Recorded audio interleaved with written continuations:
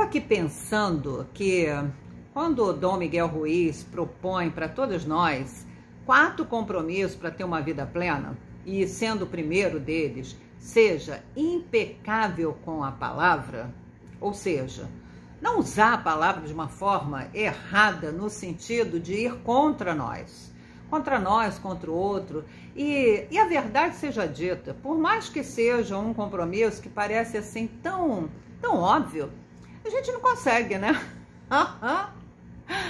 Se parar para pensar, quantas vezes você emite palavras a seu favor e quantas vezes você emite palavra contra si mesmo. Na maior parte das vezes, a segunda opção ganha de longe, porque tem até uma questão assim de, parece, entre aspas, um certo constrangimento de como é que eu vou dizer que eu sou demais, que eu sou maravilhosa. Mas esse é um exercício necessário, não um exercício eufórico, mas um exercício de tomada de consciência sobre aquilo que a gente diz sobre si mesma.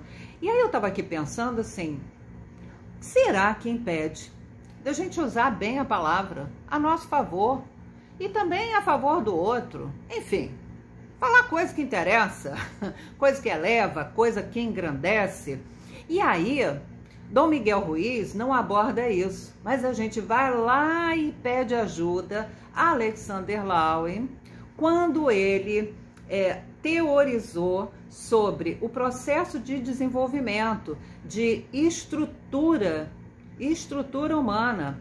E aí ele lança a mão a 4 traços de caráter e baseados nas dores existenciais. Eu não vou aprofundar nisso agora, mas a gente vai falar sobre isso daqui para frente, porque a gente precisa fazer esse link, porque senão vai ficar parecendo que somos todos iguais, não usamos bem a palavra, usamos a palavra de uma forma pecadora, segundo a forma como Dom Miguel Ruiz nos orienta.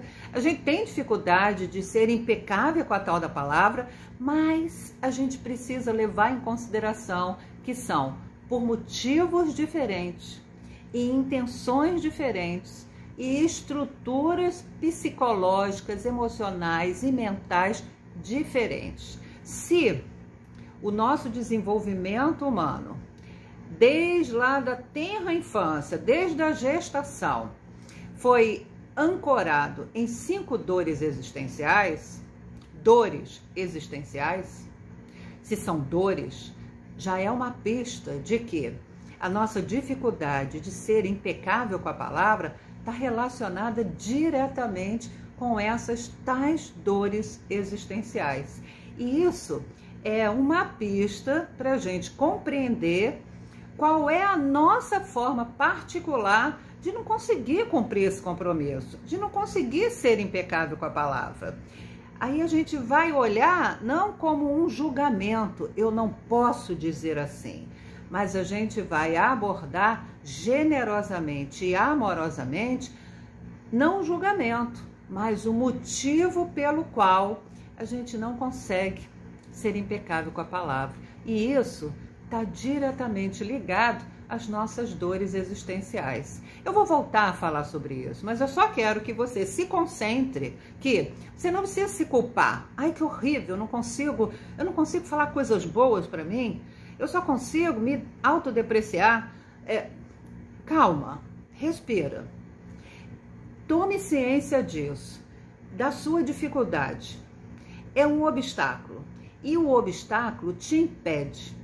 E a grande sacada não é se torturar e se julgar porque não consegue superar esse obstáculo, mas dar uma paradinha para a gente poder entender que obstáculo é esse, que impedimento é esse. E isso significa que a gente precisa olhar a nossa forma como a gente se desenvolveu, como a gente se estruturou como ser humano.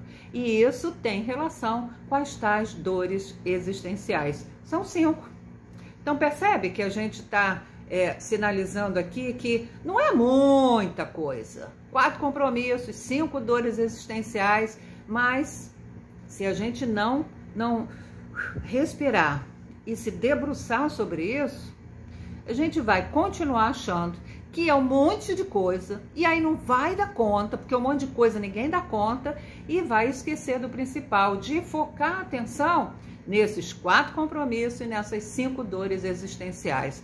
Isso já ajuda a dar uma luz assim, então tá bom, não é tanta coisa assim, mas são coisas complexas, e a gente precisa cuidar devagar, um passo de cada vez. Você tá comigo?